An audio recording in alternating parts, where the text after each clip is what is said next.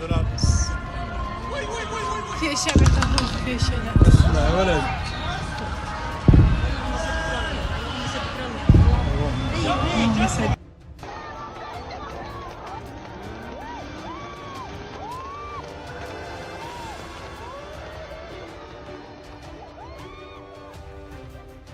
जब किसी देश की आज़ादी खतरे में हो तो आत्मरक्षा सेल्फ डिफेंस उसका अधिकार बन जाता है। गांधी जी का यह कहावत आज ईरान के लिए सही प्रतीक हो रहा है, सही मालूम हो रहा है। 1 अक्टूबर 2024 को ईरान ने इजराइल पर 180 बैलिस्टिक मिसाइल से हमला कर दिया। ईरान ने इस जवाबी कार्रवाई को सेल्फ डिफेंस और इंसाफ के रूप में पेश किया। गांधी जी का यह कथन ईरान की स्थिति को सही ठहराने के लिए उपयुक्त है, क्योंकि इसने यह स्पष्ट कर दिया कि जब उनके नेता और देश की आज़ादी पर हमला होता है तो इसे किसी भी कीमत पर बर्दाश्त नहीं किया जाएगा। ईरान ने इसे ऑपरेशन ट्रू प्रॉमिस ट्रू का नाम दिया। ईरान ने यह संदेश देने की कोशिश की कि अगर वे चुप रहेंगे तो अन्याय और जुल्म की लहर कभी ख़त्म नहीं होगी। ईरान ने यह हमला हिजबुल्लाह के वरिष्ठ नेताओं, खासकर सैयद हसन नसरुल्लाह की हत्या का बदला लेने के लिए किया, जो इजरायली हवाई हमले में मारे गए थे। यह 2024 में दूसरी बार है जब ईरान ने सीधे अपनी ज़मीन से इजराइल पर हमला किया। ईरान का हमला इतना ज़बरदस्त था कि पूरी इजराइल में सायरन बजने लगा।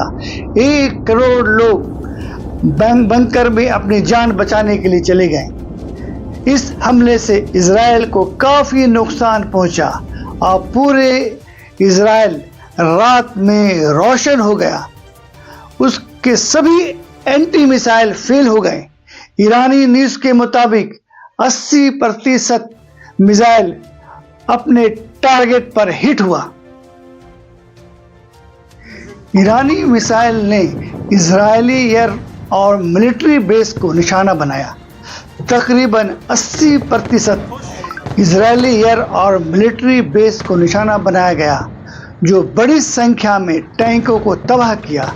हैफा के रेलवे स्टेशन के करीब गोलीबारी में 8 इजरायली की जान चली गई और 6 घायल हो गए। ईरान के लिए उस वक्त बहुत बड़ी खुशखबरी की खबर मिली जब इजराइल के 20 F-35 फाइटर जेट को बर्बाद कर दिया गया। इस एयरपोर्ट से इजराइल ने हिजबुल्लाह के चीफ सैयद हसन नसरुल्लाह को मारा था। उस एयरपोर्ट को बुरी तरह बर्बाद कर दिया गया। इसे ईरान ने कहा इस्माइल हानिया और हसन नसरुल्लाह की शहादत का बदला है। ईरान के हमले से मोसाद का हेडक्वार्टर बर्बाद हो गया। And if you see the size of this crater, that's about 30 feet deep and maybe 50 feet wide. You can see all the debris around here. And to give you a sense of the targets for these strikes, that white building back there about 1,500 feet behind me is the headquarters of the spy agency, the Mossad. आज गोदी media को यकीन नहीं हो रहा था कि उसके चेहरे उड़े हुए थे, मुंह से बोली बंद थी। उनका चिल्लाना आज बंद हो गया था और बार बार कह रहे थे कि इजराइल का एंटी मिसाइल सब मिसाइलों को रोक दिया। इक्का दुक्का मिसाइल इजराइल में गिरा है। कोई कह रहा था इजराइल आज कामयाब हो गया। ईरान को जंग में इजराइल खींचना चाहता था। अब ईरान का अंत हो जाएगा, अब ईरान बर्बाद हो जाएगा। कुछ मीडिया इंसानियत और मानवता का पाठ पढ़ा रही थी। जरा सा ट्रेलर क्या दिखाया ईरान ने कि गोदी मीडिया इंसानियत और मानवता का पाठ पढ़ाने लगी। तब ये इंसानियत कहाँ मर गई थी इन दोगले और आतंकवादी मीडिया वाले की। जब इजरायली आतंकवादी बेकसूर मासूम बच्चे, औरतों को, फिलिस्तीनियों को मार रही थी, मैं खासकर हिंदुस्तानी मीडिया वाले से ये कहना चाहता हूँ, मैं ये अपना विरोध प्रकट कर रहा हूँ और सख्त लफ्ज़ों में एहतजाज कर रहा हूँ कि वो सैयद हसन नसरुल्लाह को आतंकवादी कह रहे हैं। वो आतंकवादी नहीं हैं, बल्कि जो इससे आतंकवादी कहता है, मैं उसे आतंकवादी के फहरिस्त में दर्ज करता हूँ। ये आतंकवादी नहीं, बल्कि वो एक सच्चे ईमानदार सेनानी हैं जो अपने देश की आज़ादी के लिए लड़ रहे हैं, संघर्ष कर रहे हैं। ईरान के इस अटैक से फिलिस्तीनी, गाज़ा, हमास के लोग काफ़ी खुश हैं। ईरान, इराक में भी काफ़ी खुशी मनाया गया। ईरानी अटैक से इजराइल का हाल देखिए कि लोगों की आवाज़ को मैं बंद कर रहा हूँ। लोगों का चिल्लाना, पुकारना, रोने की आवाज़ कैसा दर्दनाक पेश हो रहा है। पूरा इजराइल जल रहा है, आग के शोले नजर आ रहे हैं।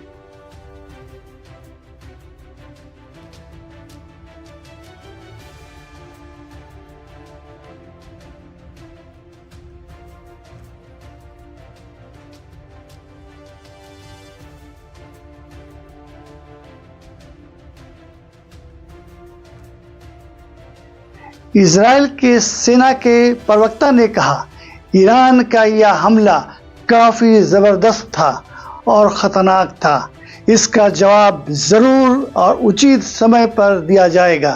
Iran launched a large-scale attack of over 180 ballistic missiles directly from Iranian soil at the state of Israel. There were a small number of hits in the center of Israel and some other hits in the southern Israel. The majority of the incoming missiles were intercepted by Israel and a defensive coalition led by the United States. Iran's attack is a severe and dangerous escalation. There will be consequences. Our defensive and offensive capabilities are at the highest levels of readiness. Our operational plans are ready. We will respond wherever, whenever, and however we choose, in accordance with the directive of the government of Israel. Iran and its proxies have been attacking Israel since the 7th of October on 7 fronts. Iran and its proxies seek the destruction of Israel. The Israel Defense Forces will continue doing everything necessary to defend the state of Israel and protect the people of Israel.